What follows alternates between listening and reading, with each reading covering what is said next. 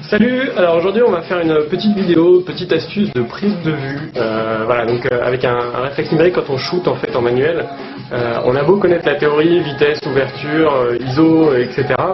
Au moment où on va faire sa photo, on se dit toujours je fais un test, si ça marche pas, je réessayerai. Et souvent la première photo est un peu sur X ou sous X et il faut adapter le réglage. Je vais vous montrer une petite astuce, enfin c'est pas vraiment une astuce, c'est dans le mode d'emploi, mais je suis pas certain que tout le monde le lise. Alors on est parti, je vais vous montrer un petit peu l'installation, comme ça, enfin, moi j'aime bien sur les vidéos voir un peu comment tout ça fonctionne. Alors on va simplement prendre un sujet à la con.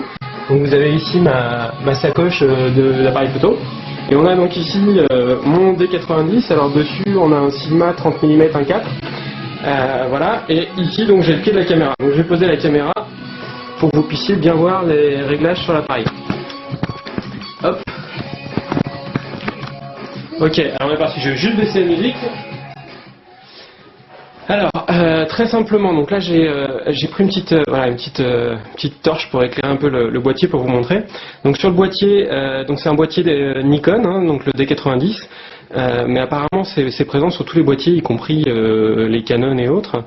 Donc là je vais simplement faire une mise au point en live view pour que vous voyez un peu ce qu'on va shooter. Donc là voilà, on a fait la mise au point, c'est ok. Enfin en l'occurrence non. Tac, on manque de lumière peut-être. Tac, voilà, c'est pas grave, on va se mettre, voilà, on l'a en cadre vert. Donc maintenant, l'astuce consiste tout simplement, donc je retire le mode live view.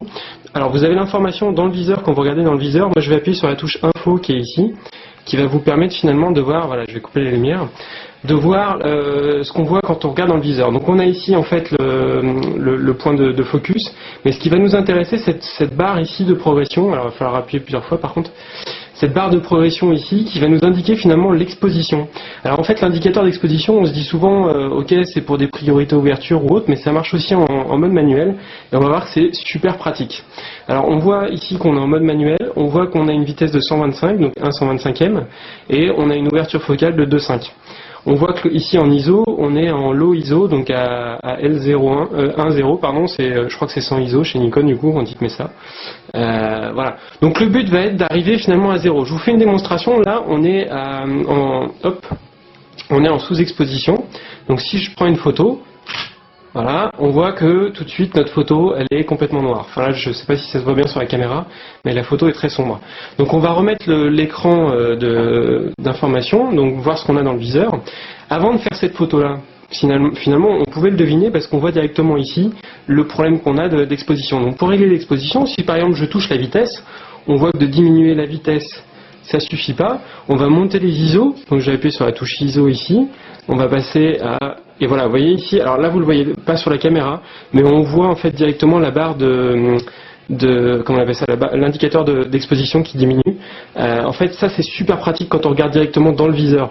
Dans le viseur vous avez la barre en bas d'indicateur d'exposition et vous pouvez régler vos ISO tout en faisant votre prise de vue et voir au fur et à mesure l'indicateur évoluer. Donc là je suis à 1000 ISO, c'est un peu beaucoup, on va se mettre à 800 ISO, allez, allons jusqu'à 1000. On se moque, on va avoir un peu de bruit. Mais donc vous voyez, ici directement je vois avec mes réglages si mon exposition va être correcte ou pas. Là cette fois vous voyez bien l'indicateur est à 0. Donc ça nous dit qu'on aura une exposition correcte. Alors vous voyez également ici la mesure de l'exposition. Alors ce symbole là chez Nikon, ça veut dire que la mesure va être matricielle, donc il découpe l'ensemble de l'écran pour vérifier l'exposition moyenne de la photo. Nous on va changer cette exposition, alors je vais juste déplacer un peu la caméra pour vous montrer où ça change sur Nikon. En fait il suffit ici, vous voyez, d'appuyer sur ce bouton là et de tourner une molette, alors voilà c'est celle-ci, et de choisir soit une exposition spot. Alors il y a soit spot, comme ça c'est un tout petit point, soit zone. Alors en fait la différence entre les deux, spot il va mesurer pile poil sur le point d'autofocus, et sur celle qui ressemble à la zone, il va élargir un petit peu la zone, il va mesurer l'exposition autour du point d'autofocus et pas seulement sur le point d'autofocus. On va choisir celle-ci, et on va se remettre, donc je vais remettre la caméra, hop. Et donc si on reprend notre prise de vue, on se remet sur info, on voit qu'ici par contre notre exposition du coup est toujours sous-exposée.